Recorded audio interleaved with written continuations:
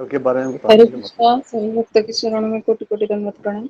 हरे कृष्णा, सभी भक्तों के चरणों में दंडवत प्रणाम। जी हरे माता जी, कल कृष्णा। के बारे में बता दीजिए। जी, हरे कृष्णा सभी भक्तों को दंडवत प्रणाम।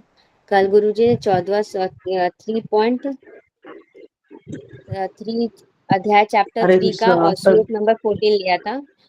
जो श्लोक है, अन्य भवन्ति भूतानि प्रजयता अन्य संभव यज्ञात भवाति प्रोजयत यज्ञ कर्म संबद्ध। इसका अनुवाद है, सारे प्राणी अन्य पर आश्रित है जो वर्षा से उत्पन्न होते हैं। वर्षा यज्ञ संपन्न करने से होते हैं और यज्ञ नियत कर्म से उत्पन्न होते हैं। तो गुरु जी ने इसमें के बारे में बताया था कि नियत कर्म क्या होता है। तो यहाँ पे नियत कर्म के ऊपर चर्चा की गई थी। तो नियत कर्म का मतलब हमें सम डेफिनेशन बताया था। बहुत लोगों ने बहुत सुंदर सुंदर उत्तर दिया इसके ऊपर। नियत कर्म करने का मतलब है कि शास्त्रों के आधार पर कर्म करना। पर हम सब शास्त्र को उतना पता नहीं होता है, गुरु जी बताते हैं तो हमें कैसे नियत कर्म करना चाहिए। तो जो गुरु हमें आज्ञा देते हैं, जब हम कुछ उनसे पूछते हैं तो वो आज्ञा देते हैं, उसको अपने जीवन में ढालना, उसको बोलते हैं नियत कर्म करना। तो उसके बाद हमने यहाँ पर नियत कर्म के बारे में जाना कि नियत कर्म क्या है। उसके बाद हमने बताया कि अन्य कहाँ से उत्पन्न होते हैं। अन्य वर्षा से उत्पन्न होता है। वर्षा कहाँ से उत्पन्न होती है? वर्षा यज्ञ करने से उत्पन्न होती है। तो यहाँ पर गुरुजी ने पूछा कि यज्ञ क्या होता है, यज्ञ का मतलब क्या होता है। तो यज्ञ मतलब जैसे कि हम कृष्ण को प्रसन्न करने के लिए कुछ भी कार्य करते हैं, उसको बोलते हैं यज्ञ।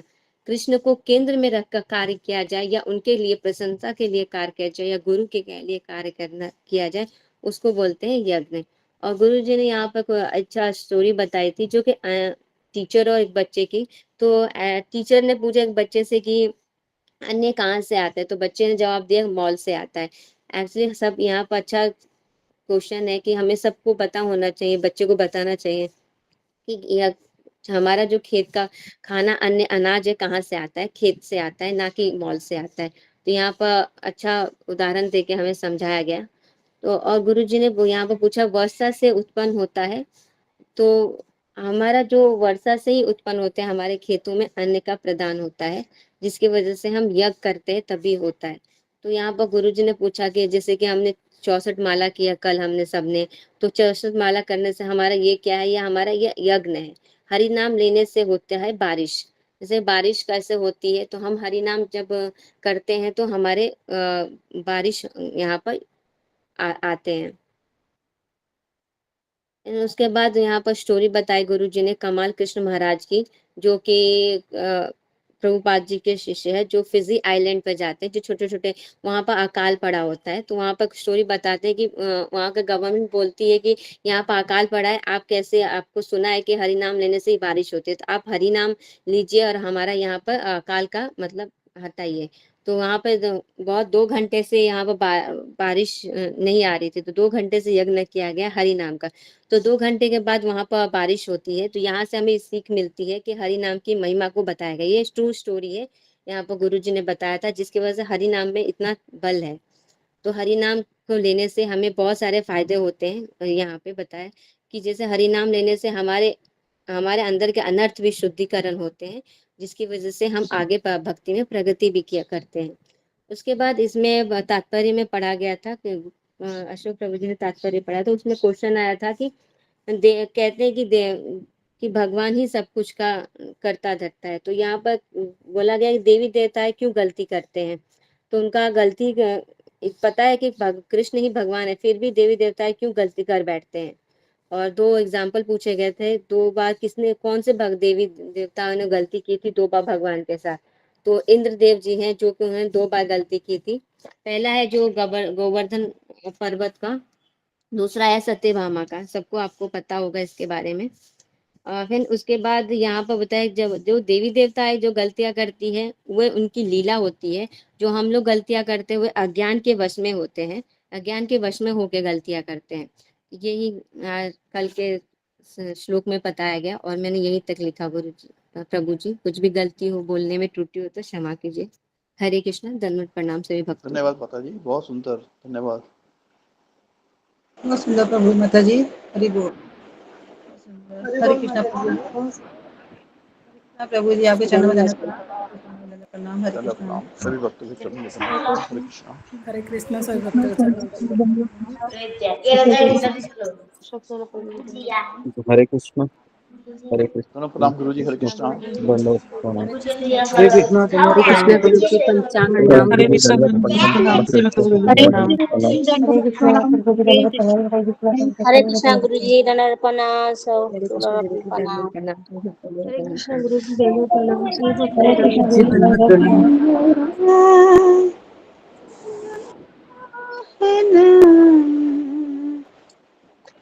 ओके हरे कृष्ण। सब लोग अपने माइक को बंद कीजिए, कैमरा साउंड कीजिए। ओम अज्ञानतिमिरान्धस्य ज्ञानाञ्जनशलाकया चक्षुरुन्मिलितं तस्मै श्रीगुरवे नमः। नमो विष्णुपदाय कृष्णप्रेष्ठाय भूतले श्रीमते भक्तिवेदान्त स्वामिनिति नामिने। नमस्ते सरस्वती देवे गौरवाणी प्रचारिणे निर्विशेष शून्यवादी पाश्चात्य देशतारिणे। हे कृष्ण करुणा सिंधु दीनबंधु जगतपते गोपेश गोपिका कांत राधा कांता नमोस्तुते। तप्त कांचन गौरांगी राधे वृंदावनेश्वरी वृषभानुसुते देवी प्रणमामि हरिप्रिये। वाञ्छाकल्पतरुभ्यश्च कृपा सिन्धुभ्य एव च पतितानां पावनेभ्यो वैष्णवेभ्यो नमो नमः। जय श्री कृष्ण चैतन्य प्रभु नित्यानंद श्री अद्वैत गदाधर श्रीवासादि गौरभक्त। हरे कृष्णा कृष्णा कृष्णा हरे हरे हरे हरे राम राम राम हरे हरे। जी, हरे कृष्णा, सबका स्वागत है। कृष्ण गुरु जी। हरे कृष्णा जी आगे हरे बढ़ते हैं। कृष्णा।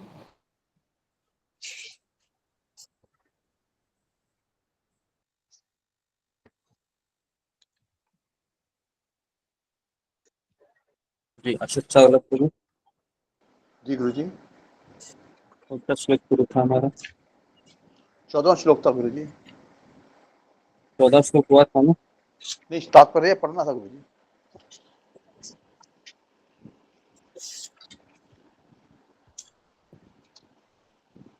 जी 14 श्लोक हुआ था, ज्यादा कुछ नहीं हुआ, बहुत चीजें 15वां लेते हैं। जी हरे कृष्णा गुरु जी दंडवत प्रणाम। सभी भक्तों को दंडवत प्रणाम। सबसे अध्याय अंदर 3 श्लोक कैमरा ऑन क्रमांक रखिए। 15। जी कर्म ब्रह्म उद्भवं विद्धि ब्रह्म अक्षर समुद्भवम् तस्मात् सर्वगतं ब्रह्म नित्यं यज्ञे प्रतिष्ठितम्। कर्म ब्रह्म कर, कर्म ब्रह्म उद्भवं विद्धि ब्रह्म अक्षर समुद्भवम् तस्मात् सर्वगतं ब्रह्म नित्यं यज्ञे प्रतिष्ठितम्। जी इसको पढ़ना है, फिंगर को रेज कीजिए।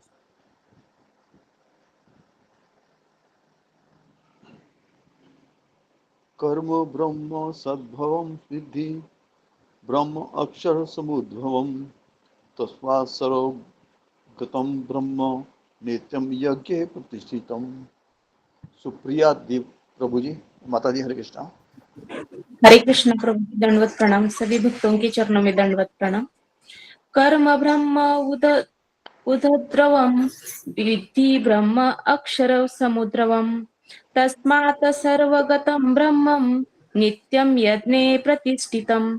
हरे कृष्ण प्रभु। धन्यवाद माता जी। रंजना माता जी, हरे कृष्णा। हरे कृष्ण प्रभु जी, आपके चरणों में दंडवत प्रणाम, सर्वत्र को दंडवत प्रणाम। हरे कृष्ण। कर्म ब्रह्म उद्भवं विद्धि, ब्रह्म अक्षर समुद्भवम्, तस्मात् सर्वगतं ब्रह्मं नित्यं यज्ञे प्रतिष्ठितम्। हरे कृष्ण। धन्यवाद माता जी। विजय पांडे प्रभु जी, हरे कृष्णा। हरे कृष्ण प्रभु जी, हरे कृष्ण गुरु जी, दंडवत प्रणाम। समस्त वैष्णव भक्तों के चरणों में दंडवत प्रणाम। कर्म ब्रह्म उत्वम विद्धि, ब्रह्म अक्षर समुद्भवम, तस्मात् सर्वगतं ब्रह्म नित्यं यज्ञे प्रतिष्ठितम्। हरे कृष्ण गुरु जी, प्रभु जी। धन्यवाद प्रभु जी। सुधा माता जी, हरे कृष्णा। हरे कृष्णा प्रभु जी, दंडवत प्रणाम। हरे कृष्णा गुरु जी, दंडवत प्रणाम। सभी भक्तों को दंडवत प्रणाम। कर्म ब्रह्म उद्भवं विद्धि, ब्रह्म अक्षर समुद्भवम्, तस्मात् सर्वगतं ब्रह्म नित्यं यज्ञे प्रतिष्ठितम्। हरे कृष्ण। धन्यवाद माता जी। संपा चक्रवर्ती माता जी। हरे कृष्ण गुरु जी, हरे कृष्ण। समस्त भक्तवृंदों के हरे कृष्ण। कर्म ब्रह्म उद्भवं विद्धि, ब्रह्म अक्षर समुद्भवम्, तस्मात् सर्वगतं ब्रह्म नित्यं यज्ञे प्रतिष्ठितम्। हरे कृष्ण। धन्यवाद माता जी, धन्यवाद। नमिता माता जी, हरे कृष्णा। हरे कृष्ण गुरु जी, आपके चरणों में कटी कटी प्रणाम गुरु जी, सेवा भक्तों के चरणों में प्रणाम। कर्म ब्रह्म विद्धि, ब्रह्म अक्षर समुद्भवम्, तस्मात् सर्वगतं ब्रह्म नित्यं यज्ञे प्रतिष्ठितम्। हरे कृष्ण गुरु जी, प्रणाम। शुभांगी माता जी, हरे कृष्णा।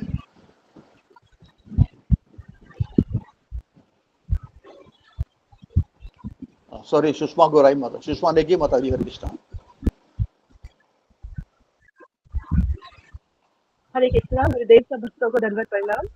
कर्म ब्रह्म उद्भवं विद्धि, ब्रह्म अक्षर समुद्भवम्, तस्मात् सर्वगतं ब्रह्म नित्यं यज्ञे धन्यवाद प्रतिष्ठितम्। माता जी। हरे कृष्ण। अनुराधा गोयल माता जी, हरे कृष्णा। कृष्ण प्रभु जी, सभी भक्तों के चरणों में दंडवत प्रणाम। कर्म धर्म उद्भवं विद्धि, ब्रह्म अक्षर समुद्भवम्, सर्वमतं परं नित्यं यज्ञे प्रतिष्ठितम्। हरे धन्यवाद कृष्ण माता प्रभु। जी। रेखा कलेल माता जी, हरे कृष्णा। हरे कृष्ण गुरु जी, दंडवत प्रणाम। सभी भक्तों के चरणों में दंडवत प्रणाम। कर्म ब्रह्मोद्भवं विद्धि, ब्रह्माक्षर समुद्भवम्, तस्मात् सर्वगतं ब्रह्म नित्यं यज्ञे प्रतिष्ठितम्। हरे कृष्ण, धन्यवाद। धन्यवाद माता जी। जी गुरु जी, हरे कृष्णा।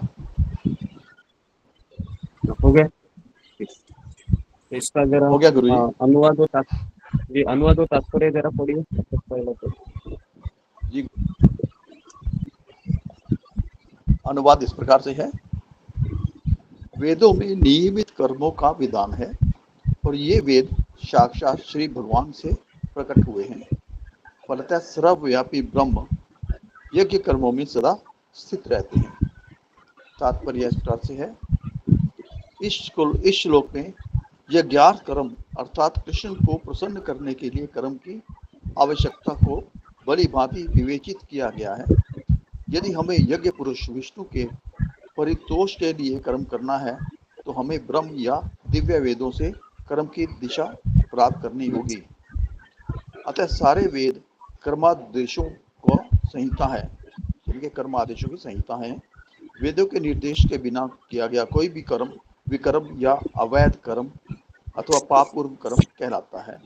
अतः कर्म फल से बचने के लिए सदैव वेदों से निर्देश प्राप्त करना चाहिए।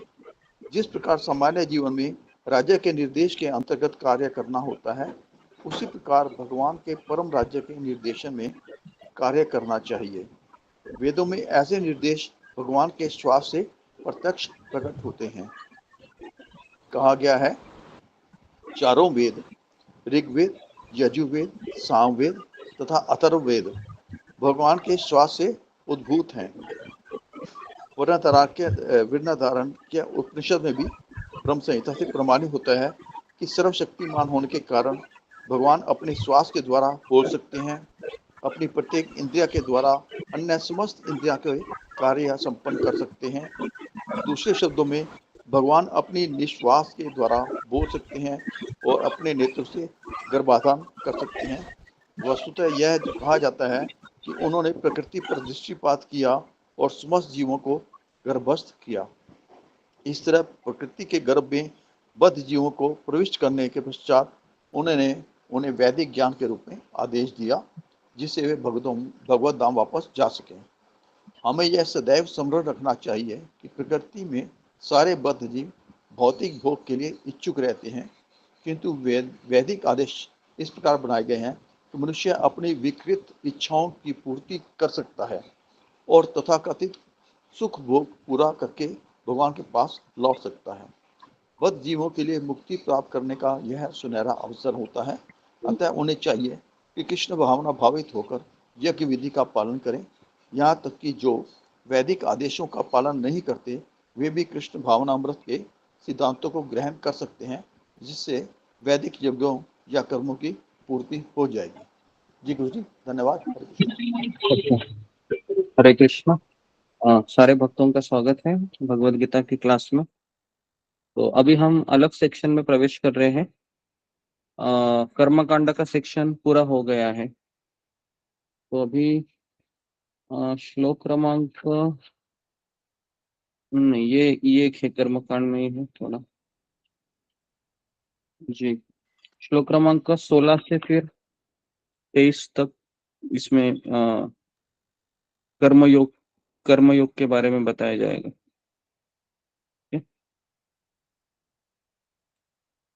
तो तात्पर्य पढ़ रहे हैं हम। कर्म ब्रह्म उद्भवम। उद्भवम का अर्थ है उत्पन्न होना। तो वेदों में नियमित कर्मों का विधान है। वेद, तो वेद कहाँ से प्रकट हुए हैं? तो यहाँ पर लिखा है वेद प्रकट हुए हैं भगवान से। भगवान से वेद प्रकट हुए हैं। ठीक है। और सर्वव्यापी ब्रह्म यज्ञ कर्मों में सदा स्थित रहता है। सर्वव्यापी ब्रह्म मतलब भगवान की एक शक्ति है, जैसे प्रकाश है सूर्य का, जो प्रकाश है वो सर्वत्र व्याप्त है। उसी प्रकार से भगवान का ऐसा कौन सा स्वरूप है जो सर्वव्यापी है? कौन मुझे बताएगा? फिंगर को रेस कीजिए। भगवान का ऐसा कौन सा स्वरूप है जो सर्वत्र व्याप्त है, सब जगह पर है वो? हाँ, ये आना चाहिए आपको। किसी को नहीं आ रहा है तो समझने का कि ये भी पता नहीं है आपको कि सब जगह पर भगवान कैसे उपस्थित होते हैं। जैसे अभी रिक्शा जा रही है रास्ते से, तो रिक्शा में भगवान है। क्या हम रिक्शा में भगवान को देख सकते हैं? या फिर यहाँ पर नाला बह रहा है, क्या नाले में भगवान है? तो यहाँ पर लिखा हुआ है कि सर्वव्यापी ब्रह्म सदा उपस्थित रहते हैं। जी बताइए। जागृति चाग। हरे कृष्ण, दंडवत प्रणाम गुरुजी, सभी भक्तों को दंडवत प्रणाम। भगवान का जो कॉन्शियसनेस है, जिसे हम कृष्णा कॉन्शियसनेस बोलते हैं, भगवान का मन, वो ऑल परवेडिंग है। यानी वो हर एक छोटे से छोटे कण में परवेड करता है। हरे कृष्ण। हरे जहाँ कृष्ण भाव है गुरुजी, वहाँ भगवान। आपके चरणों में दंडवत प्रणाम, सभी भक्तों के चरणों में दंडवत प्रणाम। तो भगवान का ऐसा कौन सा स्वरूप है? तो एक अनाउंसमेंट करनी थी अशोक चावला प्रभु। तो देखिए जितने भी भक्तगण आए हैं, तो एक अनाउंसमेंट करनी है कि आप सबको अपने कैमरे ऑन करना कंपलसरी है ना। और अभी हम अशोक चावला प्रभु, आप ये अनाउंसमेंट आज की नहीं है, तो आप जी इसको गुरु जी, याद मैंने करें। कहा था, फिर उसके कहा था बाद मैंने कहा जी था गुरु जी, शुरू करने लगा था मैं अनाउंसमेंट, फिर हाँ आपने श्लोक शुरू कर दिया था। हाँ हाँ, नहीं पर्याप्त लोग आते नहीं है ना, जी शुरू जी, में तो पर्याप्त 10-15 लोग ही रहते। तो इसको आप गीता क्लास के पश्चात में श्लोक बनने के पश्चात आप करते रहिए। जी तो गुरुजी। अगर आपको कोई इमरजेंसी है तो आप आधे घंटे पहले अशोक चावला प्रभु को फोन करिए, और 7 दिन के पश्चात अगर आपका कैमरा ऑफ रहेगा तो आपको फोन आएगा ये बताने के लिए आपका कैमरा ऑफ है करके। तो ऐसा हम किसी भक्त को सेवा देंगे। और आपका कैमरा भी ऐसे ऑन होना चाहिए जिससे आप अपने आपको मोबाइल में देखिए कि आप स्वयं उसमें दिख रहे हैं क्या नहीं। ओके। तो ये डिसिप्लिन होना सत्संग में थोड़ा जरूरी है। तो इसको हम थोड़ा सा हम कर रहे हैं क्योंकि हम अच्छे शिष्य बनना चाहते हैं। डिसाइपल तो डिसिप्लिन होना जरूरी है। तो ये चीज आपको थोड़ा सा बताना था मुझे, तो आप इसको फॉलो कीजिए, है ना, ताकि इसमें आपको आपका ही अच्छा रहेगा, क्योंकि इसमें आपको भी इंटरेस्ट आएगा, है ना। नहीं तो कभी कभी हम कैमरा ऑन तो करते हैं लेकिन, है ना, अभी भी पंखे दिखाई देते हैं मुझे। जैसे यहाँ पर देखिए लक्ष्मी जी है, उनका पंखा आपको दिखाई दे रहा होगा, है ना, आप भी देख सकते हैं। ये गौरी राठौड़ तो दिखती ही नहीं है हमेशा की तरह। अमर सिंह झाला, आपका तो कैमरा ऑफ ही है ना। मुक्ता चंडक हमेशा कैमरा ऑफ रखती है। उसके बाद नमिता साहा माता जी, आपकी केवल बिंदी दिखाई दे रही है ना जी। तो थोड़ा सा आप, है ना, सुषमा नेगी, कैमरा को अच्छे से ऑन रखिए। देखो यहाँ पर आप बाकी लोगों को देख सकते हैं, जैसे देखिए विजय पांडे जी है, गोरखनाथ अहिर, ये देखो किस तरह से दिख रहे हैं। तो वैसे आप अच्छे से, ये पिछले 1.5 साल से 2 साल से भक्तगण आ रहे हैं, तो इनको गंदी आदत लगी है। ये कैमरा ऑन रखेंगे और फिर ये पता नहीं कहाँ जाते हैं, और तो ये नहीं होना चाहिए। ठीक है। तो इसलिए अभी मुझे नाम लेना पड़ रहा हूँ, मैं 4-5 दिन में नाम लेता हूँ, उसके पश्चात फिर आपको फोन आएगा, है ना। तो अंजलि साहू नहीं दिख रहे हैं जी। सुरेश बिष्ट, आपका कैमरा ही ऑफ है।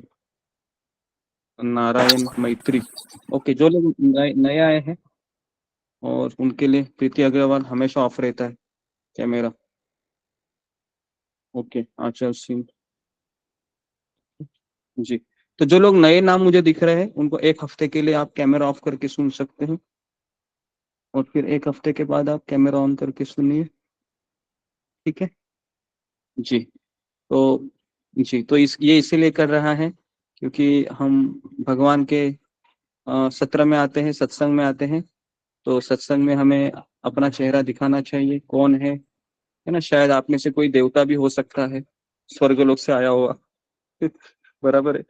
शायद मैं आपको पहचान ना सकूं ऐसा भी लग सकता है जी। तो थोड़ा सा आपको बुरा लगेगा, लेकिन क्षमा करें मुझे इसके लिए, क्योंकि थोड़ा सा डिसिप्लिन होना जरूरी है। क्योंकि हमारा रोज क्लास होता है, और मैं देखता हूँ कि एक गंदी आदत हो गई है पुराने भक्तों को। वो तो ऐसा करते हैं कि, है ना, जैसे कि हम घर में टीवी लगाते हैं ना, तो यहाँ पर कोई टीवी शो नहीं है, यहाँ पर मैं बोल रहा हूँ, है ना, मैं आपके सामने यहाँ पर हूँ।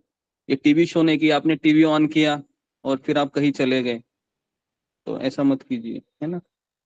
ओके।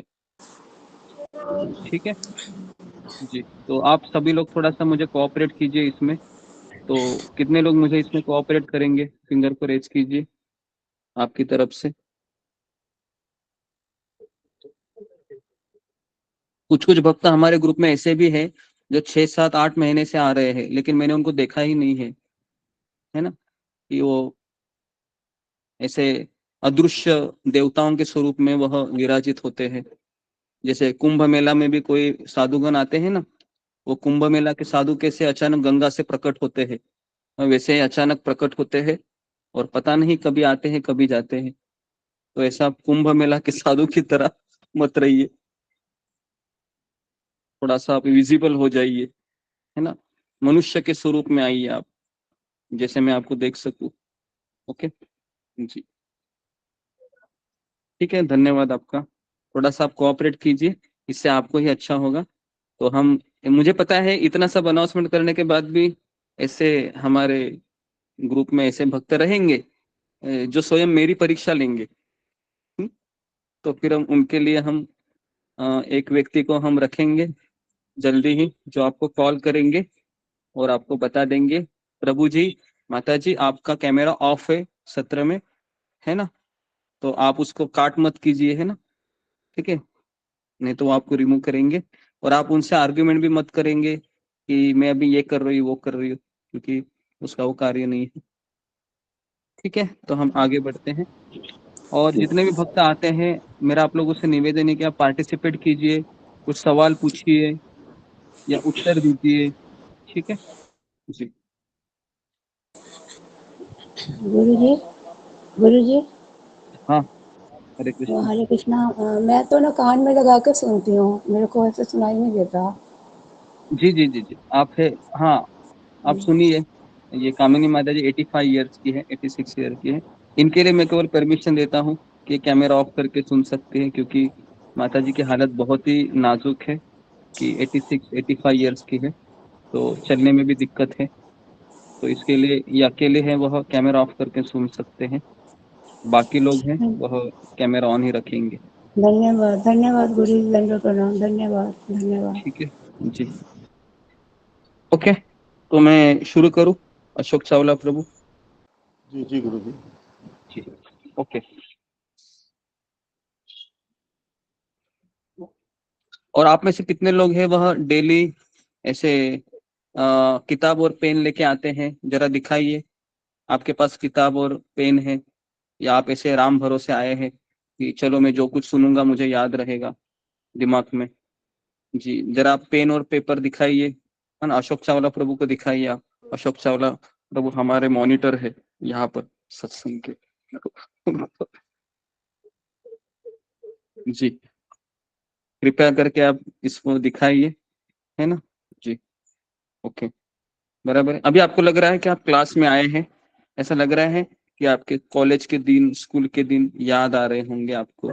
हम ऐसा ही करते थे, है ना जी। धन्यवाद धन्यवाद जी, ठीक है, तो जैसे ही आप लॉगिन होंगे, सबसे पहला आपका कार्य क्या है कि किताब और पेन ऐसे दिखाना, है ना। अशोक चावला प्रभु देखेंगे और फिर आपको हम बताएंगे कि आप लिख रहे कि नहीं। इसके लिए मैं बहुत धीरे धीरे जाऊंगा अभी, है ना, कोई जल्दी नहीं हमें, है ना। तो हमको ट्रेन पकड़ना नहीं है, ना कोई बस पकड़नी है, ना कोई रिक्शा पकड़नी है, तो चीजें समझ में आनी चाहिए। तो मेरा पहला सवाल है, कर्म कांड और कर्म योग ये क्या है? लिखिए जरा अपनी किताब में, कर्म कांड कर्म योग। जी,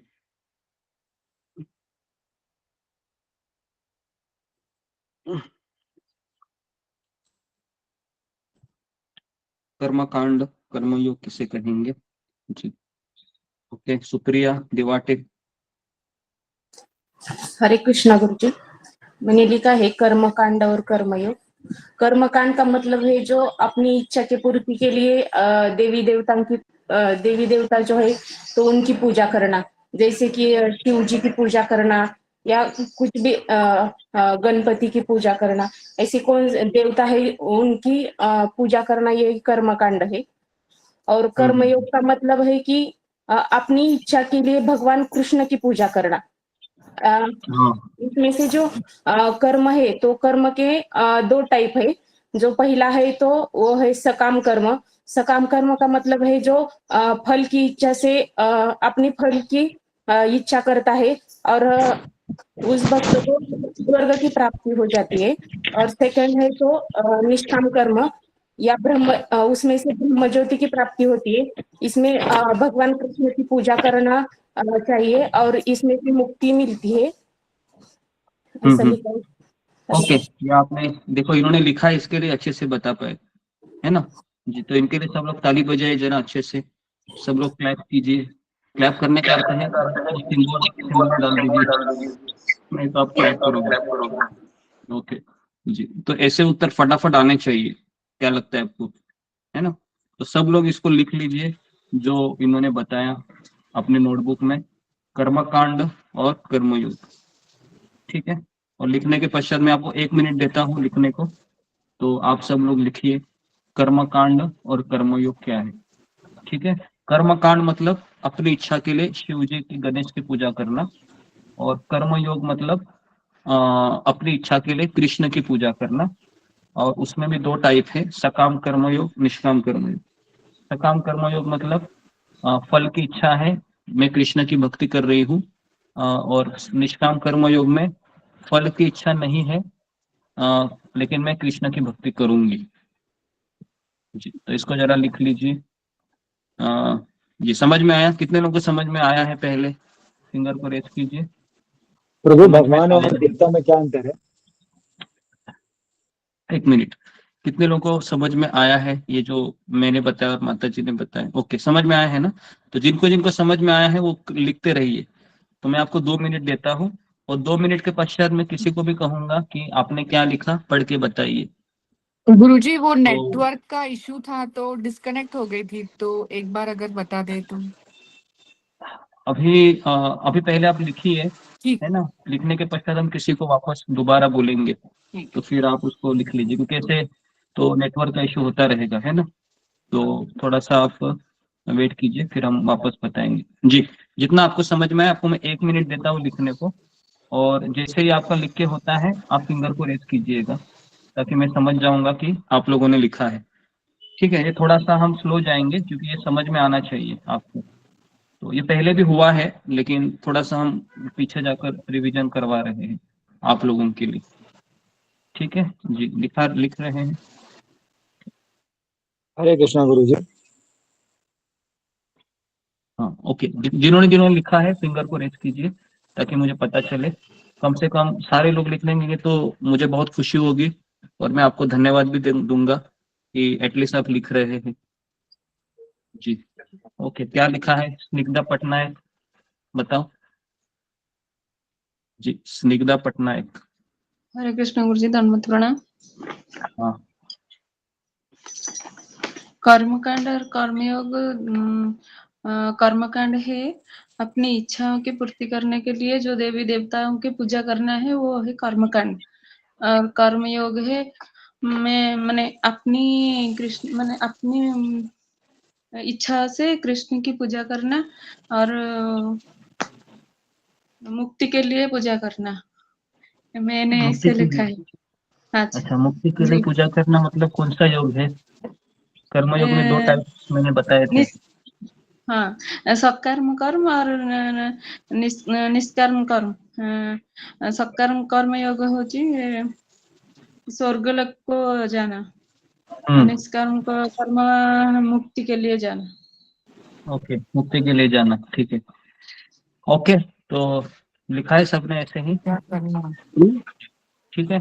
और भगवान जी देवता में क्या अंतर है? हाँ, विजय पांडे, क्या लिखा है आपने?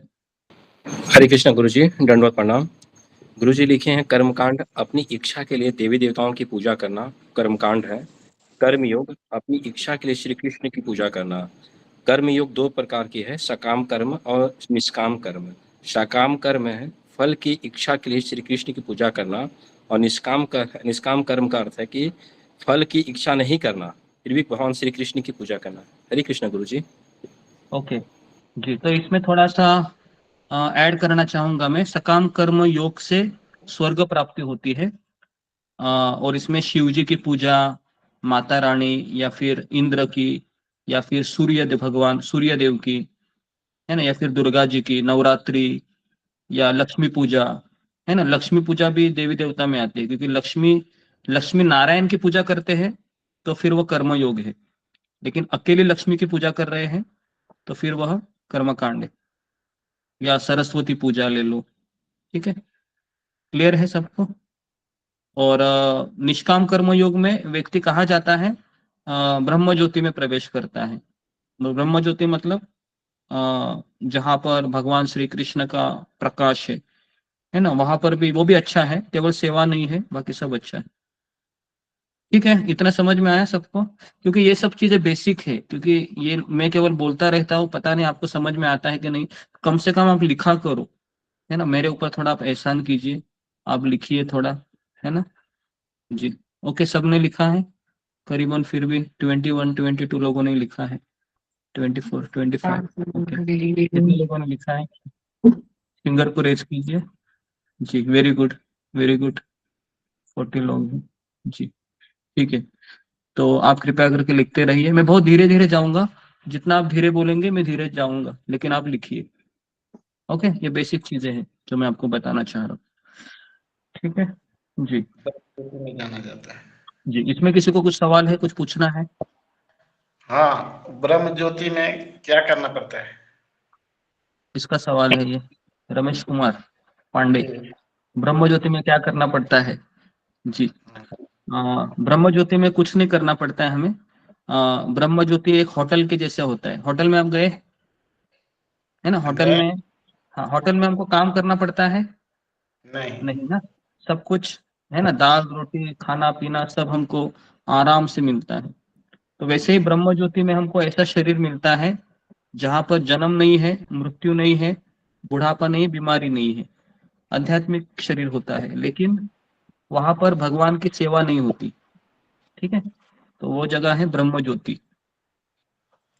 ओके, तो सब लोग लिखिए जरा, ब्रह्म ज्योति किसे कहते हैं, या ब्रह्म ज्योति में जाना क्या होता है? ये सेकंड क्वेश्चन है। हाँ, ब्रह्म ज्योति किसे कहते हैं, या ब्रह्म ज्योति में जाना क्या होता है? ये भी अच्छा सवाल इन्होंने पूछा है कि ब्रह्म ज्योति क्या होती है। जी, ये दूसरा सवाल है मेरा, तो कृपया करके लिखिए, है ना। ऐसे लिख के, हमको भगवान ने हाथ दिए हैं लिखने के लिए, सेवा करने के लिए, लिखिए, है ना। 10 साल 15 साल हमने ज्योग्राफी, मैथमेटिक्स, साइंस, हिस्ट्री, बहुत सारा चीज लिखवा के, ये हाथ है ना, हमने एक तरीके से क्या बोल सकते हो, कुछ फायदा नहीं हुआ हमारा। तो आज हम इस हाथ का सदुपयोग कर रहे हैं कि भगवान के बारे में लिखकर। ओके, तो क्या मैंने बताया? रमेश कुमार पांडे जी बताइए, ब्रह्म ज्योति किसे कहेंगे? ब्रह्म ज्योति कहेंगे कि जहाँ पर जन्म मृत्यु बुढ़ापा में जाना नहीं पड़ता है, वहाँ बना बनाया सब कुछ मिलता है, खाना पीना, और अच्छा, भगवान हाँ, खाना पीना, और भगवान भगवान की पूजा भी नहीं करनी पड़ती है। भगवान की पूजा भी नहीं करनी पड़ती, ऐसा नहीं है। भगवान की पूजा वहां पर भी होती है ब्रह्म ज्योति में, लेकिन भगवान की सेवा नहीं होती, सेवा नहीं कर सकते। ठीक है, सेवा नहीं। आपको जाना है ब्रह्म ज्योति में? नहीं जाना है, ठीक है। क्यों नहीं जाना है आपको वहां पर? जाना है, जाना है। जाना है, अच्छा जाना है, लेकिन वहां पर भगवान की सेवा ही नहीं है, तो आप क्यों जाना चाहेंगे रमेश कुमार पांडे जी?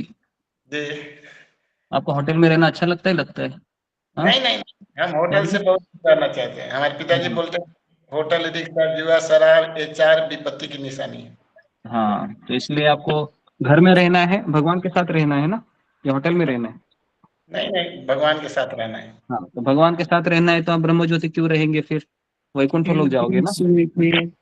लक्ष्मी जी की पूजा। ठीक है, ओके, क्लियर है? ब्रह्म ज्योति में किसी को सवाल है, कुछ पूछना है तो अगर किसी का हो गया। राजेश चौधरी। गुरुजी एक बार फिर से रिपीट कीजिए ना गुरुजी। हरे कृष्णा। हाँ हाँ, मैं रिपीट कर रहा हूँ जी। ब्रह्म ज्योति किसे कहेंगे तो लिखिए, ब्रह्म ज्योति ये भगवान के शरीर से निकला हुआ प्रकाश है। लिखिए, ब्रह्म ज्योति मतलब भगवान के शरीर से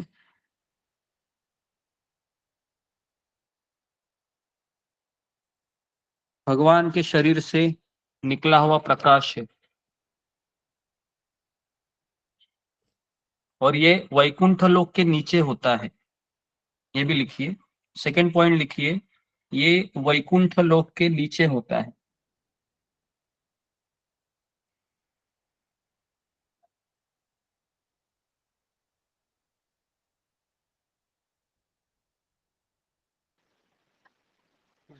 ये वैकुंठ लोक के नीचे होता है। तीसरा पॉइंट लिखिए, यहाँ पर निष्काम कर्मयोगी प्रवेश करते हैं। यहाँ पर निष्काम कर्मयोगी, ब्रैकेट में लिखिए ज्ञान योगी।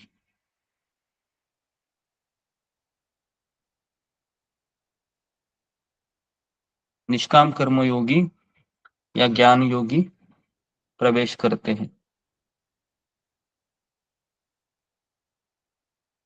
ओके, और चौथा लिखिए यहाँ पर जन्म, मृत्यु, बुढ़ापा, बीमारी नहीं होता है।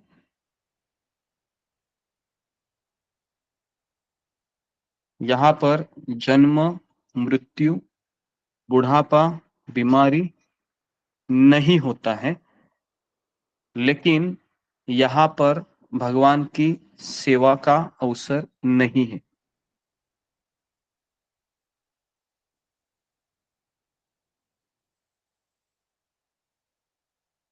लेकिन यहाँ पर भगवान की सेवा का अवसर नहीं है।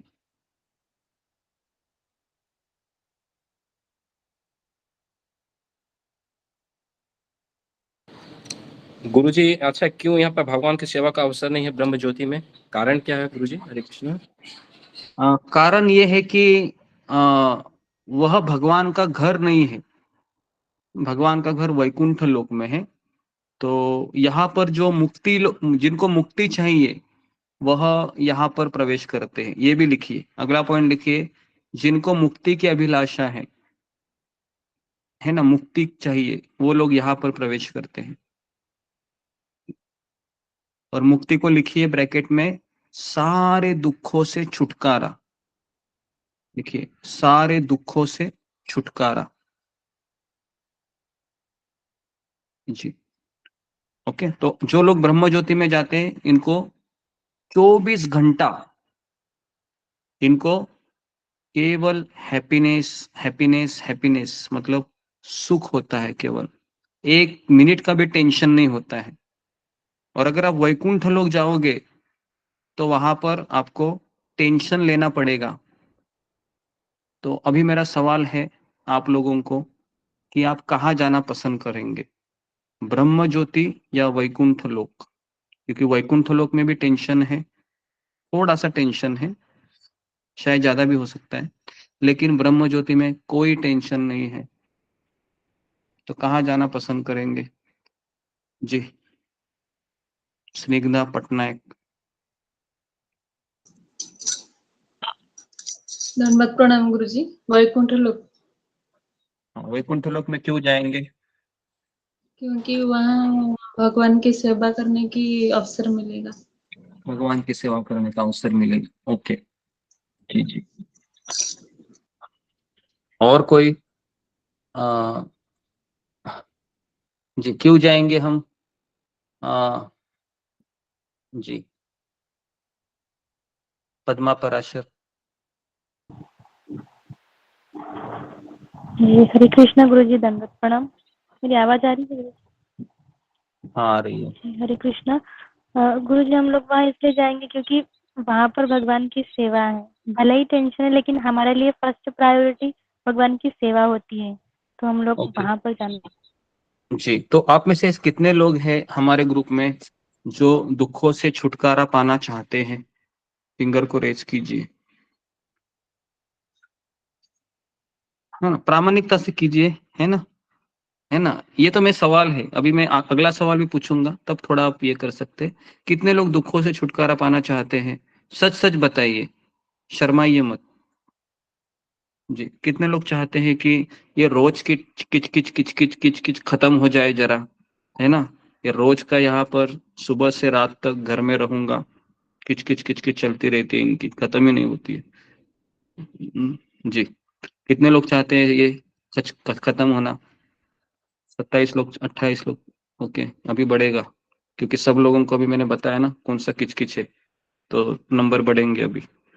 ओके, 33 लोग हैं जो चाहते हैं कि खत्म हो जाए एक बार ये, है ना।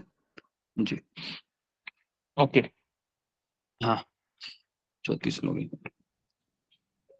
जी, तो ओके, तो जिनको दुखों से छुटकारा चाहिए तो उनके लिए सबसे बैड न्यूज ये है कि भगवान फिर हमें ब्रह्म ज्योति का ऑप्शन पहला देंगे। ओके, और दूसरा ऑप्शन वैकुंठ लोक में क्या होता है कि अगर भगवान को कालिया ने पकड़ लिया वृंदावन में, तो क्या आपको टेंशन आ सकता है? अगर आपके सामने भगवान कृष्ण को पकड़ लिया, है ना, कालिया ने, वृंदावन में अगर आप गए, तो क्या हमें भगवान के प्रति चिंता हो सकती है या नहीं हो सकती है? तो इसका उत्तर है कि हो सकती है, क्योंकि हो यशोदा सकती मैया, है गुरुजी। हाँ, यशोदा मैया है वह चिंता में हो गई, तो इसलिए वैकुंठ लोक में भी चिंता है भगवान के प्रति, तो इसलिए थोड़ी सी चिंता वहां पर है। ठीक है, तो कितने लोगों ने लिखा है ब्रह्म ज्योति के बारे में? फिंगर को रेज कीजिए, तो फिर मैं आगे बढ़ता हूँ। ब्रह्म ज्योति के बारे में लिखा सबने? Okay, very good. 42 लोगों ने लिखा, वेरी गुड वेरी गुड, बहुत अच्छा है। आउट ऑफ 76 48 49 लोग लिख रहे हैं, ये तो बहुत ही अच्छा लग रहा है मुझे। इतने लोग लिखते नहीं हैं। ओके, चलिए जी, धन्यवाद आपका, लिख रहे। ओके जी, तो और एक सवाल मैं पूछ रहा हूँ अभी आपको कि आ, जी लिखिए,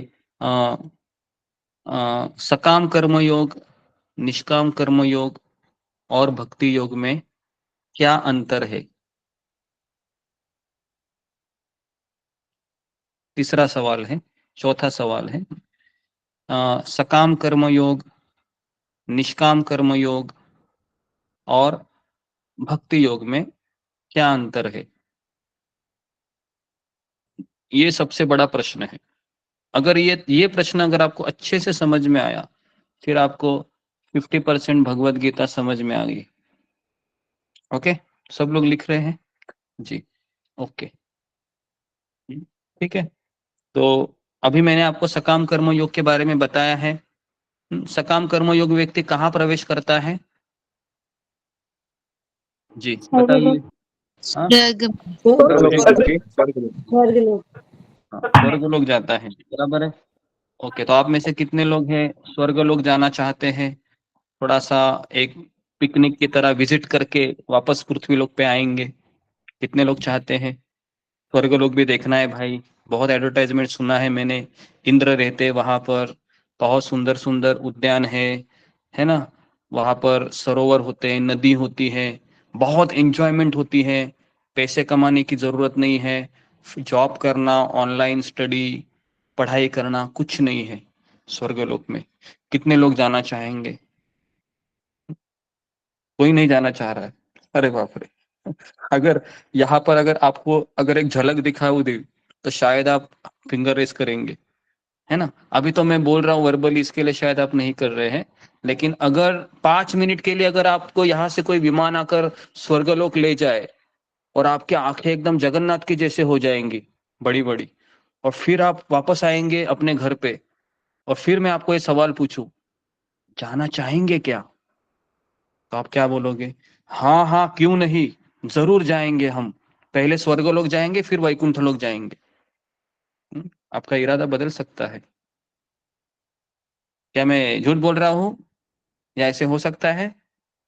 हो सकता है ऐसे, ऐसे हो सकता है। कैसे हो सकता है? तो जी, तो ये इसका मैं आपको एक उदाहरण दे रहा हूँ। जब कोई व्यक्ति वैकुंठ लोक जाने के लिए विमान आता है यहाँ पर, तो आपको विमान पे बिठाया जाता है, और आपका विमान है वह पृथ्वी लोक के ऊपर गंधर्व लोक, फिर स्वर्ग लोक, जनलोक, तपलोक, ब्रह्मलोक से होकर फिर ब्रह्म ज्योति और फिर वैकुंठ में वो चलाता है। और आपकी आंखें वहां पर खुली रखते हैं, और अगर आपकी इच्छा हो गई, मान लो स्वर्गलोक में जाने की, तो विष्णु के दूत आपको कहते हैं आपको जाना है, आपको जाना है, और आप कहेंगे कि हाँ मुझे जाना है, तो फिर आपको वहां पर अवसर दिया जाता है। ठीक है जी, तो इसलिए ये होता है। कितने लोगों को पता था ये होता है? फिंगर को रेज कीजिए। वैकुंठ के विमान से आपके लिए अगर विमान आ गया तो ऐसा होता है। कितने लोगों को पता है कि हमारी परीक्षा होगी, हम ऊपर ऊपर के लोकों में जाएंगे? तो जी, 8-9 लोगों को ही पता था। ओके ठीक है जी। जी, तो आप में से कितने लोगों ने कश्मीर के बारे में सुना है, कश्मीर है या फिर ऐसे सुंदर सुंदर जगह है जहाँ पर लोग घूमने के लिए जाते हैं, है ना, जहाँ पर इतना सुंदर सुंदर बर्फीले पहाड़ है। ऐसे कितने लोगों को जाना अच्छा लगता है आप में से? ओके, ठीक है, ओके, जी जी, ओके जी। तो ये पृथ्वी का स्वर्ग बोला जाता है। कश्मीर ले लो या फिर नेपाल भी है, थोड़ा बहुत सुना है ना। तो यहाँ पर तो इसलिए हमें इस संसार की किसी भी चीज से आकर्षित नहीं होना है, क्योंकि अगर आपको कश्मीर का आकर्षण है, अमेरिका का आकर्षण है, तो फिर हमको वापस आना होगा। ठीक है, तो लिख लिया सबने सवाल? सकाम कर्मयोग, निष्काम कर्मयोग और भक्ति योग में क्या अंतर है? तो सकाम कर्मयोग मैंने बताया आपको, है ना, स्वर्गलोक में जाते हैं। निष्काम कर्मयोग वाले ब्रह्म ज्योति जाते हैं, और भक्ति योग करने वाले लिखिए वैकुंठ लोक या गोलोक वृंदावन में प्रवेश करते हैं। लिखिए इसको कि भक्ति योगी वैकुंठ लोक या गोलोक वृंदावन में प्रवेश करते हैं। ठीक है, तो भक्ति योग की व्याख्या क्या है? तो भक्ति योग में हम भगवान श्री कृष्ण की पूजा आध्यात्मिक गुरु के मार्गदर्शन में करते हैं। लिखिए इसको, भक्ति योग मतलब भगवान श्री कृष्ण की पूजा आध्यात्मिक गुरु के मार्गदर्शन में करते हैं।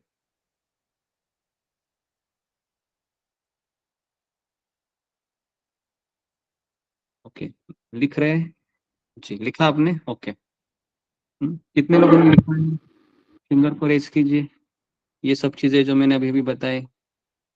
गुरुजी एक बार और बोलिए ना।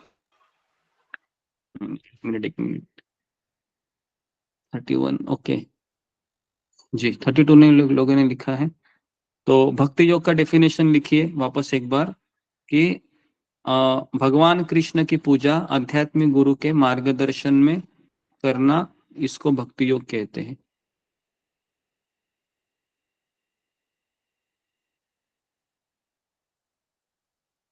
ठीक है, ओके जी। तो अभी सकाम कर्म योग में लिखिए, ऐसा कॉलम बनाइए आप, सकाम कर्म योग, निष्काम कर्म योग और भक्ति योग, ऐसे कॉलम बनाइए, है ना। आपको पता है कॉलम बनाते हैं ना, आपने लिखा होगा ना इसे स्कूल में। बना हाँ, ABC ऐसे कॉलम बनाइए, सकाम कर्म योग निष्काम में, है ना। तो सकाम कर्म योग में निष्काम कर्म योग क्लियर हुआ है। भक्ति योग में लिखिए कि सॉरी, सकाम कर्म योग में लिखिए अभी इच्छा मेरी और फल मेरा, ऐसा लिखिए। इच्छा भी मेरी और फल भी मैं ही लूंगा। मतलब कृष्ण की पूजा करना है, ये अपनी इच्छा से करूंगा मैं, और फल भी मैं ही लूंगा। कृष्ण को अर्पण करके फिर मेरा अधिकार उस पे। निष्काम कर्म योग में लिखिए इच्छा मेरी लेकिन फल मेरा नहीं।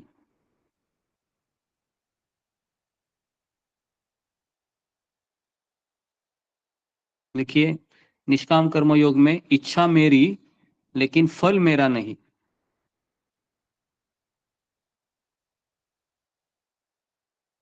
लिखा।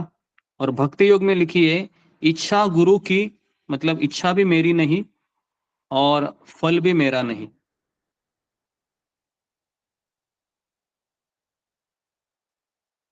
ओके, इच्छा भी मेरी नहीं, तो इच्छा किसकी है वहां पर? गुरु की। और फल भी मेरा नहीं, क्यों? क्योंकि वो भी गुरु ही ले लेगा, है ना जी। ओके, लिखा सबने? ओके, कितने लोगों का पूरा हुआ? फिंगर को रेज कीजिए। पूरा ये जो मैंने अभी तक बताया। ओके, लिखा आपने? वेरी गुड जी। इच्छा मेरी सकाम कर्मयोग में, फल मेरा। निष्काम में इच्छा मेरी, फल तुम्हारा या कृष्ण का या मेरा नहीं। भक्ति योग में इच्छा भी मेरी नहीं, फल भी मेरा नहीं। तो अभी मुझे बताइए कि सबसे कठिन क्या है इसमें? फिंगर को रेज कीजिए। सबसे कठिन क्या है तीनों में? जी, सावित्री नेगी। हरे कृष्ण गुरुजी। गुरुजी भक्ति, क्यों? क्योंकि इसमें इच्छा मेरी नहीं है और फल भी मेरा नहीं है। हाँ, ओके, वेरी गुड। तो सबको क्लियर है भक्ति योग क्यों कठिन है? इसमें इच्छा भी मेरी नहीं है ना? गुरु बोलेगा आपको, आध्यात्मिक गुरु, कि अभी तुमको जपा नहीं करना है, मार्केट जाना है सब्जी खरीदने के लिए, क्योंकि आश्रम में 200 लोग आए हैं। तो आप क्या करोगे? जपा करोगे या मार्केट जाओगे? मार्केट जाएंगे। मार्केट जाएंगे, है ना जी। तो आप कहेंगे कि मुझे मंदिर से चित्रकूट जाना है, तो मुझे अभी सारे भक्तों के साथ चित्रकूट जाना है, लेकिन अचानक आध्यात्मिक गुरु ने कहा या अध्यक्ष ने कहा कि आपको चित्रकूट नहीं जाना है, बहुत सारे लोग जा रहे हैं, तो आपको सेवा करने के लिए यही रुकना है। तो फिर आप क्या करोगे? फिर भी यात्रा जाओगे या वहीं पर रुकोगे? गुरु की आज्ञा का पालन करेंगे। हाँ, तो वही रुकना पड़ेगा। कठिन है या आसान है? कठिन है। कठिन है ना? तो एग्री करते, कितने लोग एग्री करते हैं कि ये थोड़ा सा कठिन है कि अपनी इच्छा को साइड में रखकर आध्यात्मिक गुरु या वैष्णव लोग कहेंगे वही मैं करूंगा, कठिन है, बराबर है जी, एग्री करते हैं। ओके, 21-22 लोग बोलते हैं कठिन है। कितने लोगों को लगता है आसान है? फिंगर को रेज कीजिए। आसान है, कितने लोगों को लगता है ये? हाँ, आसान है। 2 लोग हैं, ओके। 4, क्यों आसान है? चंद्रभूषण कुमार। हरे कृष्णा प्रभु जी। कोई भी काम आसान इसलिए होता है क्योंकि उस काम को हम किए नहीं रहते हैं, लेकिन सच में अगर उसको हम समझ जाए कि वास्तव में यही हमें करना है लाइफ में, तो फिर मुझे इजी लगेगा। लेकिन जब तक मैं उसको किसी से नहीं समझ पाऊंगा तो मुझे हार्ड लगेगा। हाँ, लेकिन अगर आपको अभी समझ में भी आ गया कि भगवान की पूजा कैसे करनी है ना, 6 महीने 1 साल में तो आप समझ जाओगे ना मंदिर में रहकर, तो फिर पूजा मेरे लिए कैसे इजी है करनी है। प्रभु, ये मेरे लिए easy है। हाँ, 1 साल के बाद भी अगर आपको वही कहे कि चलो अबे आपको विग्रह पूजा ही करनी है, और आप 2-4 साल से वही कर रहे हैं, रोज सुबह शाम, और आप बोर हो गए हैं, और फिर भी आपका मंदिर का अध्यक्ष कह रहा है आपको ये 10 साल करना पड़ेगा, कठिन है या आसान है? नहीं तो उस कंडीशन में कठिन है, लेकिन अगर गुरु की बात मान करके भक्ति करनी है तो फिर आसान है। अगर हम पूरे समर्पण कर उन्हीं को पूरी जीवन। ओके, हाँ, अभी सही बोला आपने। अगर आपने पहले से ही मन बना लिया है ना, अगर मैं मन बना लिया है तो आसान है, अगर मन नहीं बना लिया है तो कठिन है। तो प्रभु जी कहते हैं मान लो तो हार है, ठान लो तो जीत। तो इस तरह से ही है, जब ठान लिया कि हमको यही करना है, भगवान पे समर्पित कर देना है पूरा जीवन, तो फिर ये आसान। हाँ, ओके, हाँ, तो फिर आसान है जी। तो भक्ति योग किस लिए आसान है? कि अगर आपने मन बना लिया कि मुझे यही करना है, इसी का ही सुनना है ना, तो फिर भक्ति योग आसान है। ठीक है, अभी मेरा दूसरा सवाल है कि इच्छा भी मेरी नहीं और फल भी मेरा नहीं, तो आप में से कितने लोग हैं वह ये चाहेंगे कि भक्ति में मुझे फल नहीं भी मिलेगा तो भी चलेगा, या भक्ति योग में फल क्या हो सकता है अगर हम आध्यात्मिक गुरु की इच्छा से कार्य करते हैं तो? जी, ये मेरा सवाल है। हाँ, फिंगर को रेज कीजिए। ये बहुत मैं आपको गहराई से जाकर पूछ रहा हूँ ताकि आपके कंसेप्ट क्लियर हो जाए सारे योग के। ओके जी, गुरु जी एक बार क्वेश्चन रिपीट कर दीजिए ना। हाँ, अभी ये कहेंगे जी। रेखा काळे। हरे कृष्ण गुरुजी, दंडवत प्रणाम।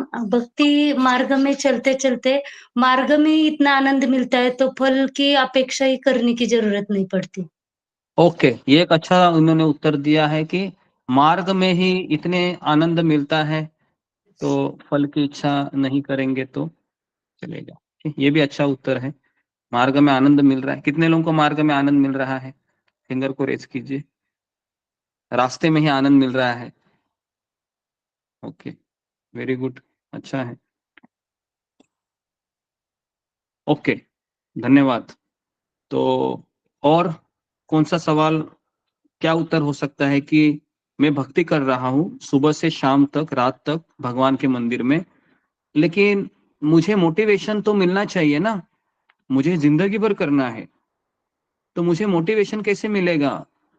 तो यहाँ पर तो फल की इच्छा नहीं करनी है, तो भक्ति योग में फल क्या हो सकता है, ये मेरा सवाल है। जी बताइए, रेखा पायल। हरे कृष्णा गुरु जी, दंडवत प्रणाम। से भक्तों को दंडवत प्रणाम। गुरु जी, हमारा भक्ति भक्ति योग में हमारा जो फल है वो गुरु और कृष्ण की प्रसन्नता के लिए वही हमारा फल है, क्योंकि मोस्टली मैं अपने आप को खुद देखती हूँ कि मैं जो माला करती हूँ, मैं ये सोचती करती हूँ कि हाँ, गुरु गुरु ने कहा है, उनको पूरा करना है, या हम कुछ भी कार्य कर रहे हैं कि मतलब उन्होंने ये सौंप रखा है, उसका मतलब फल हमें क्या मिले उससे हमें कोई फर्क नहीं पड़ता। तो हमें मतलब गुरु और प्रसन्नता के कार्य जब हम करते हैं तो वही हमारे लिए सबसे बड़ा फल है। हरे कृष्ण गुरु, दंडवत प्रणाम। हाँ, तो ये सबसे सुंदर उत्तर दिया रेखा पायल ने कि आध्यात्मिक जीवन में, भक्ति योग में सबसे बड़ा मोटिवेशन हमारा आध्यात्मिक गुरु का हमारे ऊपर खुश रहना है।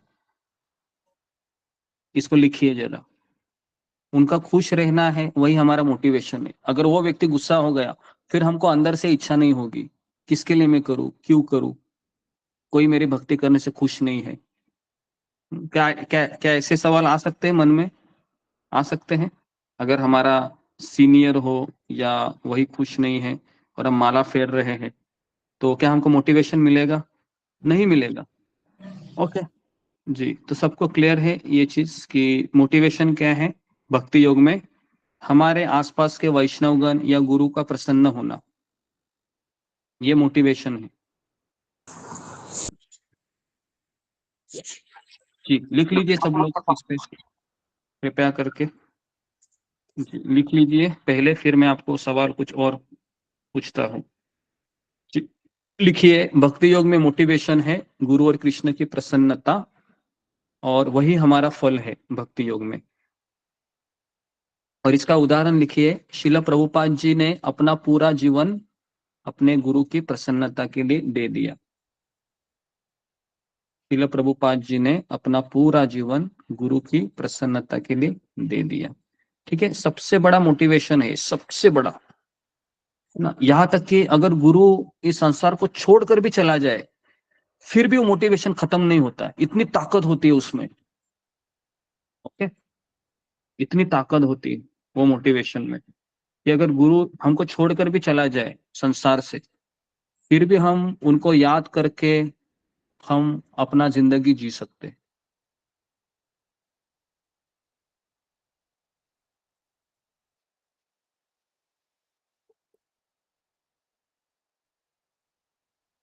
जी लिख लीजिए, 1 मिनट देता हूं मैं आपको, जो जो मैंने आपको बताया, और फिर आप जैसे आपका होता है आप फिंगर को रेज कीजिए ताकि मैं समझ जाऊं आपका हो गया है। तो फिर मैं किसी को पढ़ने के लिए कहूंगा कि आपने क्या लिखा है। तो 1 मिनट देता हूं मैं लिखने को, लिख लीजिए।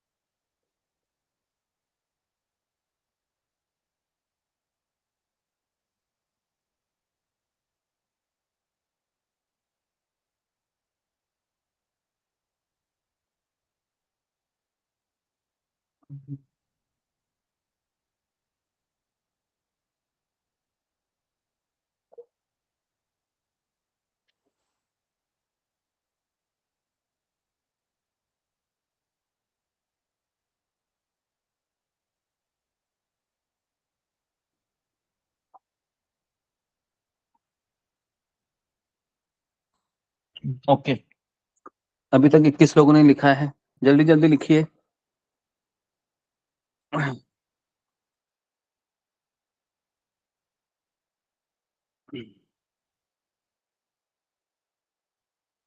जी ओके, क्या लिखा है?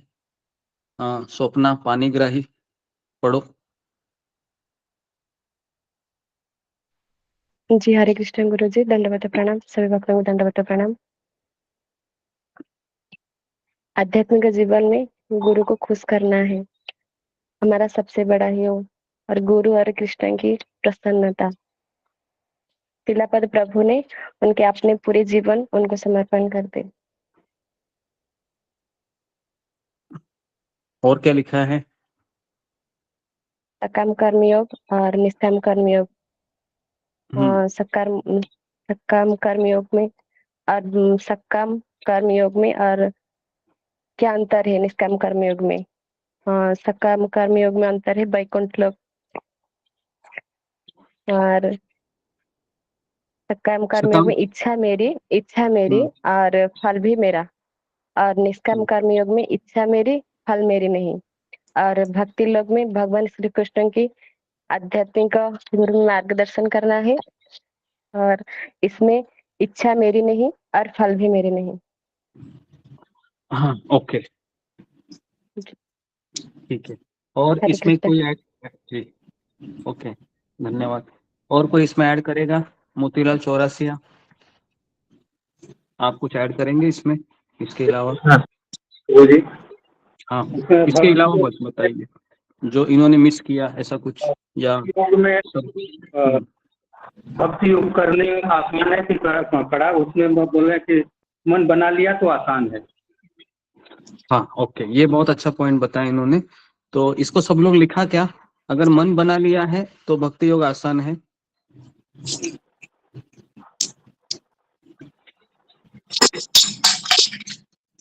ओके, तो इसको जरा लिख लीजिए। अगर मन बना लिया तो भक्ति योग आसान है, अगर मन नहीं बना लिया, पूरा समर्पण नहीं है, तो भक्ति योग कठिन है। जी, अगर हमको भक्ति योग कठिन लग रहा है तो समझने का मन बना लिया है नहीं मैंने, मुझे अपनी इच्छा से चलता है।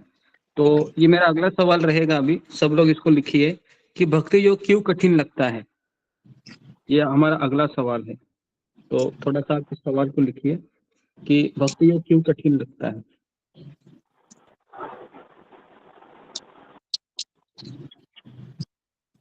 जी, भक्ति योग कठिन क्यों लगता है या जी? तो इसका उत्तर अभी मैंने दिया है, वो लिखिए। भक्ति योग इसलिए कठिन लगता है क्योंकि हम अपनी इच्छा से हम कार्य करना चाहते हैं, पहला पॉइंट।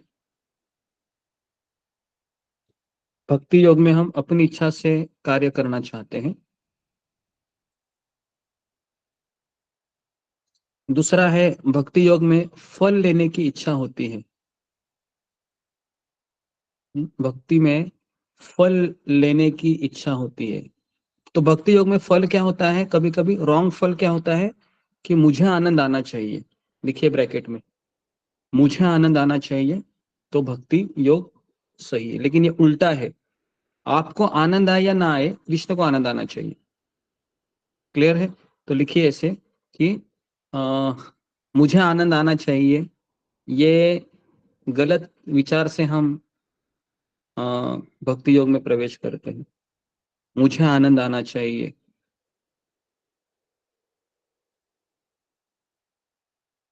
और लिखिए हम ये भूल जाते हैं कि कृष्ण और गुरु को आनंद देना है, गुरु और कृष्ण को आनंद देना है।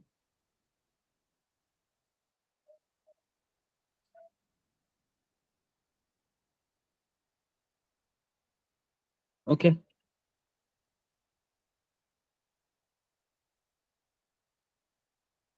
इसलिए भक्ति योग कठिन है, लिखिए भक्ति योग कठिन इसलिए है।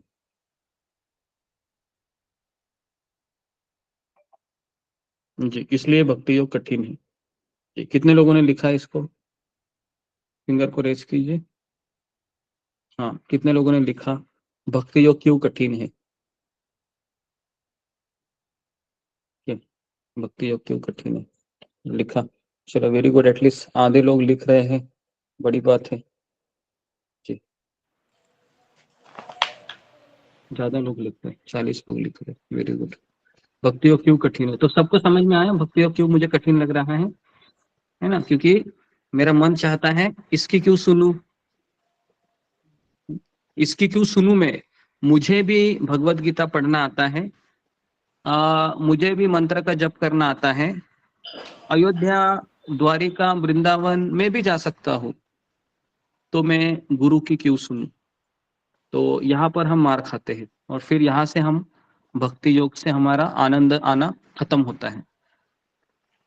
क्लियर है सबको ये बात, क्योंकि ये बात समझना जरूरी है हम सबको। किसी को इसमें कुछ सवाल है जो अभी मैंने चर्चा की उसमें, फिंगर को रेज कीजिए। कुछ प्रश्न है किसी के अभी तक चर्चा की इसमें, ये भक्ति योग के बारे में कि जी राजेश चौधरी।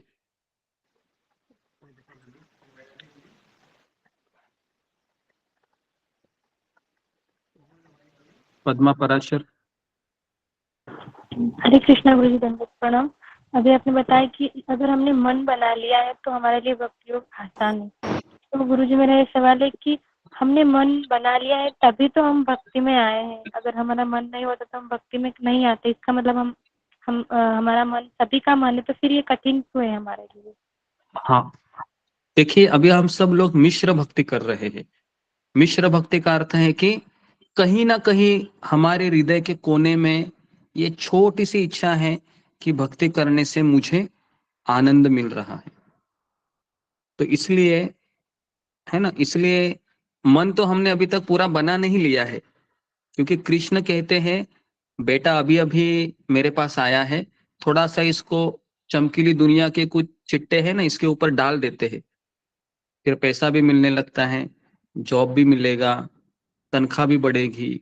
लेकिन असली परीक्षा तब होती है जब कृष्ण चाहते हैं अभी ये इसको मैं परीक्षा लेना शुरू करता हूँ, और फिर हम धीरे धीरे कृष्ण को पता चलता है कि इसने मन बना लिया है या नहीं बना लिया।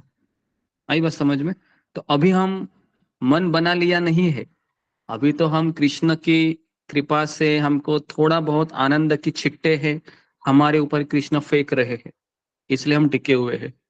तो मन कभी बना लेना होता है जब सुख में हो, दुख में हो, हर परिस्थिति में हम वही 16 माला करेंगे, वही कृष्ण को धन्यवाद देते सत्संग में आते रहेंगे, तब फिर हम कह सकते हैं कि मैंने मन बना लिया है। ओके गुरुजी मेरी आवाज आ रही है गुरुजी? हाँ अभी आ रही है। हाँ धन्यवाद प्रणाम गुरुजी। तो गुरुजी मेरा एक सवाल था, ये हमने डिस्कस किया कि सकाम कर्मयोग का जो डेस्टिनेशन है वो स्वर्ग है ना, फिर वापस ही हमें पृथ्वी पे आना पड़ता है, और निष्काम कर्मयोग ब्रह्मज्योति में लैंड करते हैं। बट सर गुरुजी इससे भी हमें दोबारा वापस आना पड़ता है ब्रह्मज्योति से भी? हाँ ब्रह्मज्योति में दोबारा वापस नहीं आना पड़ता है। हाँ तो इसको भी ब्रैकेट्स में देखिए। नहीं वहां पर भगवान के कुछ भक्त है ना, शिव जी है, नगर संकीर्तन करते हैं ब्रह्मज्योति में, तो वहां पर उनको ये एक्सेस है कि भक्ति लेकर वो वैकुंठ लोग जा सकते हैं ब्रह्मज्योति से। अच्छा वहां पे सेवा नहीं मिलती है, लेकिन ऐसे इनडायरेक्टली मिलती है, जा सकते हैं आप बोल रहे हाँ हैं सर? प्रचार करने के लिए आते हैं ना, जैसे अभी यहाँ पर भी कहाँ पर सेवा है, लेकिन भक्त लोग प्रचार करते हैं ना, ऑनलाइन प्रचार तो चालू है ना, तो वैसे तो कनेक्ट होते, तो वैसे भी वहां पर भी शिव जी है ना, शिव जी है, कई सारे भगवान के है ना सेवक है, वो वहां पर ब्रह्मज्योति में भी सत्संग कार्यक्रम करने आते हैं। तो फिर उनको भी एक्सेस मिल जाता है वैकुंठ लोक जाने का। मुझे मेनली मतलब जी से सुना है, ब्रह्म कुमारी वाले लोग होते हैं नहीं ब्रह्म ज्योति का और ब्रह्म कुमारी का कहीं पर भी कुछ कनेक्शन नहीं है। ब्रह्म कुमारी का जो संप्रदाय वो पूरा टोटली क्या बोल सकते हो कि एक मन की धारणा है ना, उसके ऊपर आश्रित है, क्योंकि उनका ऐसा कहना है कि प्रकाश को देखते रहो है ना, तो बस आपको ब्रह्म ज्ञान हो जाएगा। तो ऐसा नहीं है है ना, क्योंकि मैं स्वयं ब्रह्म जो इस ब्रह्म कुमारी में भी 1-2 प्रवचन सुन के आया हूँ जब मैं कॉलेज में अब था। मैं भी ऐसे गया था कुछ दिन के लिए पहले, मुझे भी इसलिए कुछ हाँ हुआ नहीं, दिखाई नहीं वहां पे कुछ। वही वो लाइट जलाते हैं, सुबह सुबह योग करते हैं, उस पर ध्यान हाँ करवाते हैं। जी जी, लाइट जलाते हैं, मैं तो सो गया था उधर, 1 घंटा नींद हो गई। और फिर कहते हैं कैसा लग रहा है अभी आपको, तो सब लोग कहते हैं फ्रेश लग रहा है। क्यों लग रहा है भाई, नींद हो गई ना 1 घंटा, फ्रेश लगेगा ही वहां पर। तो ऐसा ही है, तो इसके लिए फिर वो ब्रह्म कुमारी वगैरह ठीक है, लेकिन एटलीस्ट हाँ हाँ जो लोग कुछ नहीं करते हैं, ऐसे ही दंगा मंगा करते हैं, उनके लिए ठीक है कि एटलीस्ट थोड़ा बहुत ज्ञान लेकर खुश हो जाए, लेकिन सही रास्ता नहीं है वो ब्रह्म कुमारी। ठीक है, ओके। गुरु जी अब ऐसे ये सकर्म और निष्कर्म बताया हमने, ऐसे अकर्म होता है, अकर्म और निष्कर्म में क्या अंतर है गुरु जी? ये थोड़ा सा कंफ्यूजन होता है बाबा मेरे को। अकर्म मतलब भगवान के लिए कार्य करना, अकर्म ये भक्ति योग में आता है, अकर्म। ठीक है, तो निष्काम में भी तो हम अपनी इच्छा मेरी पर फल उसका था। हाँ, निष्काम में इच्छा आपकी होती है ना, इसके लिए वो अलग है, लेकिन भक्ति में अच्छा, इच्छा आपकी नहीं है। अभी मैं तो आपको भक्ति उदाहरण योग देता हूँ। अकर्म अकर्म भक्ति योग मतलब अकर्म योग वाला चीज है ना गुरु जी? हाँ हाँ, भक्ति योग अकर्म है, क्योंकि आप शास्त्रों को फॉलो करते हैं। अभी मैं एक सुंदर आपको स्टोरी सुना रहा हूँ, ध्यान पूर्वक सुनिए, इसमें आपके सारे प्रॉब्लम सॉल्व हो जाएंगे, जो मैंने कई बार सुनाई है। आप नए लोग हैं इसके लिए मैं सुना रहा हूँ, पुराने लोगों को पता है। ठीक है, ध्यान पूर्वक सुनिए, 5 मिनट का स्टोरी है, ज्यादा लंबा नहीं चलेगा। देखिए, एक माता जी है, उनको इस्कॉन मंदिर में सेवा मिलती है। ठीक है, भगवान के लिए प्रसाद बनाने की, भोग बनाने की। ठीक है, अभी सकाम कर्म योगी है माता जी, वो क्या करेगी, फ्रिज खोलेगी और उसकी मनपसंद सब्जी है भिंडी की। उसने फ्रिज खोला, उसको भिंडी दिखाई दी और उसने भगवान के लिए भिंडी की सब्जी बनाई मंदिर में, भगवान को मंदिर में भोग लगाया, और भोग लगाने के पश्चात सारी भिंडी की सब्जी वो अपने घर लेके चली गई। क्या है ये, सकाम कर्म योग। समझ में आया आपको, सबको क्लियर है? इच्छा भी मेरी, फल भी मेरा। ठीक है, अभी दूसरी माता जी आती है अगले दिन, वो फ्रिज खोलती है, उसको भिंडी की सब्जी, फ्लावर की सब्जी, गोभी की सब्जी, दूधी की सब्जी, मटर, बहुत सारी सब्जी दिखती है। तो फिर वो मंदिर के अध्यक्ष के पास जाती है, कहती है कि प्रभु जी, आज भगवान के लिए कौन सी सब्जी बनाऊं मैं? तो मंदिर के अध्यक्ष कहते हैं कि तुम मटर की सब्जी बनाओ। वो जाती है, मटर की सब्जी बनाती है। ओके, थोड़ा सा इसमें ये रॉन्ग हो गया, ये मैंने भक्ति योग का उदाहरण दे रहा हूँ कि इसमें उन्होंने मंदिर के अध्यक्ष से इन्होंने मटर की सब्जी बनाई, और फिर जैसे भोग लगाया इन्होंने, और फिर भोग लगाने के पश्चात वापस वो अध्यक्ष के पास गई, कहा कि ये मटर की सब्जी अभी मैं क्या करूं? तो मंदिर के अध्यक्ष ने कहा कि अभी आप भक्तों में बांट दो, या फिर आप मुझे दे दो। तो इस तरीके से उसने वो सारी सब्जी भी उस मंदिर के अध्यक्ष को दे दी। तो ये जो उदाहरण मैंने बताया वो भक्ति योग का बताया, जिसमें इच्छा भी मेरी नहीं है और फल भी मेरा नहीं है। क्लियर है भक्ति योग में? ठीक है, ओके। अभी मैं तीसरा एग्जांपल दे रहा हूँ निष्काम कर्म योग का। इसमें क्या होता है, वही माता जी आई, फ्रिज ओपन किया, भिंडी की सब्जी उसको अच्छी लगी, उसने भिंडी की सब्जी बनाई, लेकिन भगवान को अर्पण करने के पश्चात उसने सबको बांट दिया। आई बात समझ में? ये हो गया निष्काम कर्म योग। इसमें इच्छा मेरी है लेकिन फल मेरा नहीं है। क्लियर है?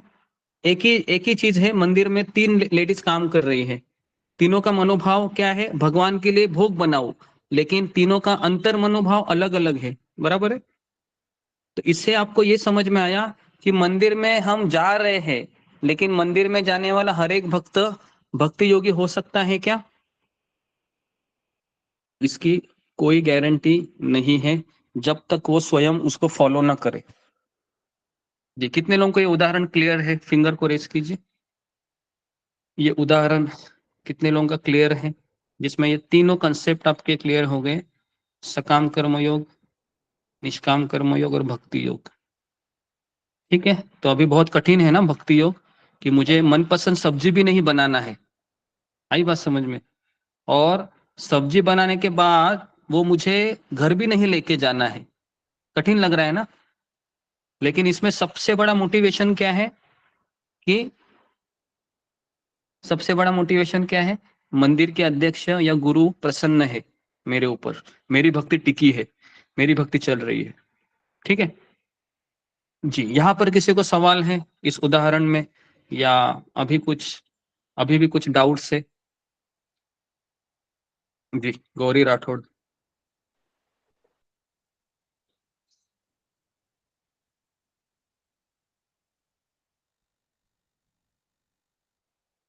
जी, सुनील झा। हरे कृष्णा गुरु जी, दंडवत प्रणाम। हरे कृष्णा सभी भक्तों को दंडवत प्रणाम।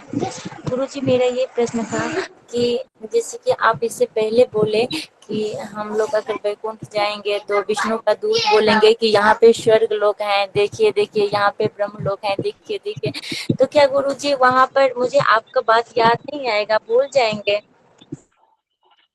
जी जी, नहीं, हम कैसे भूल सकते हैं? अगर हमने उसका अभ्यास किया होगा तो हमको वैकुंठ के विमान में बैठकर भी याद आएगा, है ना। स्वर्गलोक उतरना नहीं है, स्वर्गलोक उतरना नहीं है, स्वर्गलोक उतरना नहीं है। लेकिन अचानक आपके सामने अप्सरा आ गए, वहां पर ऐसे हवा में ऐसे फैलते फैलते आपको कहे आ जाइए आ जाइए आ जाइए, तो फिर शायद हमारा मन हो सकता है। बराबर है, कुछ भी हो सकता है। हमारे मन की कोई गारंटी है क्या? कितने लोगों को लगता है हमारे मन की क्या कल यहाँ पर हम आएंगे क्या, इसकी भी गारंटी नहीं है। बराबर है, कल कुछ हो गया घर में, हम आएंगे क्या यहाँ पर? कल नहीं आएंगे। लिख कर देता हूं मैं आपको बॉन्ड पेपर में बॉन्ड पेपर में लिख के देता हूं, आप कल आएंगे नहीं अगर घर में कुछ आपके हो गया तो इसके लिए स्वर्गलोक जाना तो ऊपर बहुत बड़ी बात है, कल सत्संग में आएंगे क्या नहीं ये भी एक बहुत बड़ा सवाल है।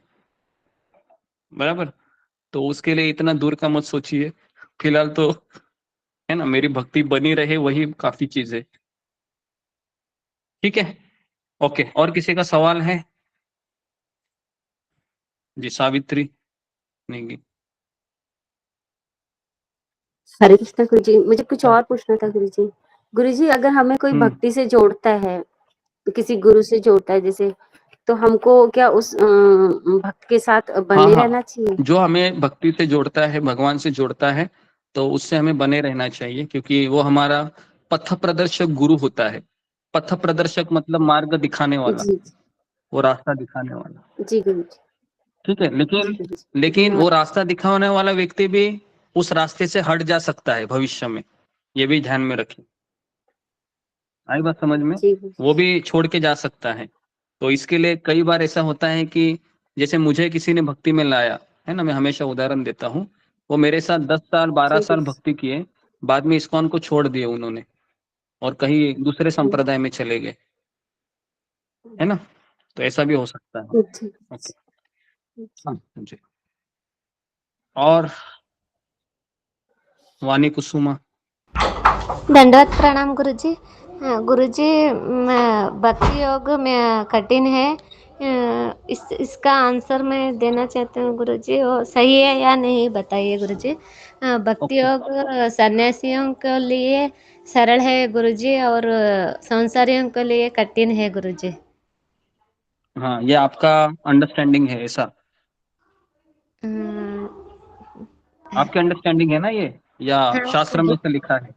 नहीं शास्त्र में तो गुरुजी, ऐसा नहीं लिखा है। मेरा अंडरस्टैंडिंग है गुरुजी। हाँ, तो आपका अंडरस्टैंडिंग गलत है ये। क्यों गलत है? क्योंकि अर्जुन था, ये सन्यासी था या ब्रह्मचारी था या शादीशुदा था? अर्जुन शादीशुदा था गुरुजी। शादीशुदा था ना।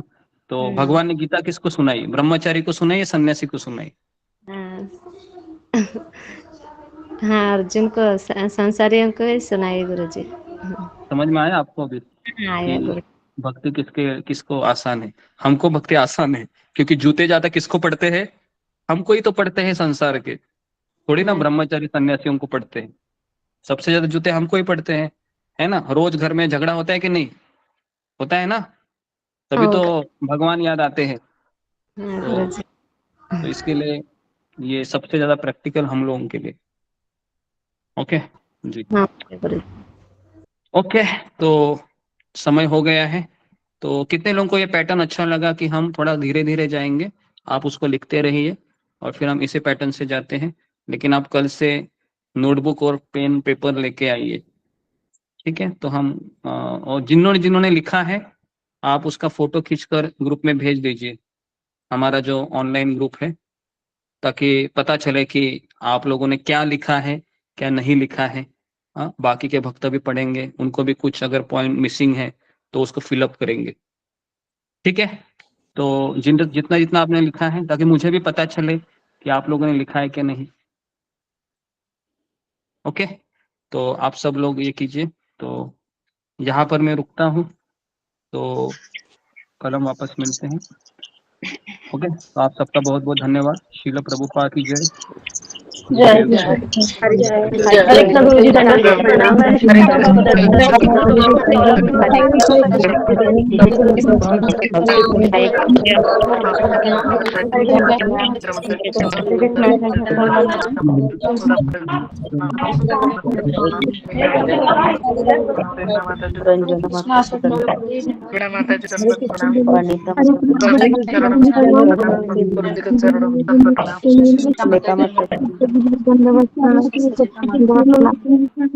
रेखा काली माता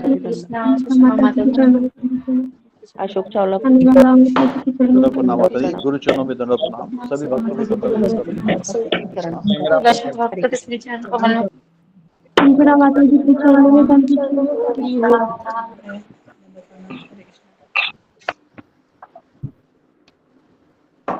हरि भक्तों के चरणों में दंडवत प्रणाम।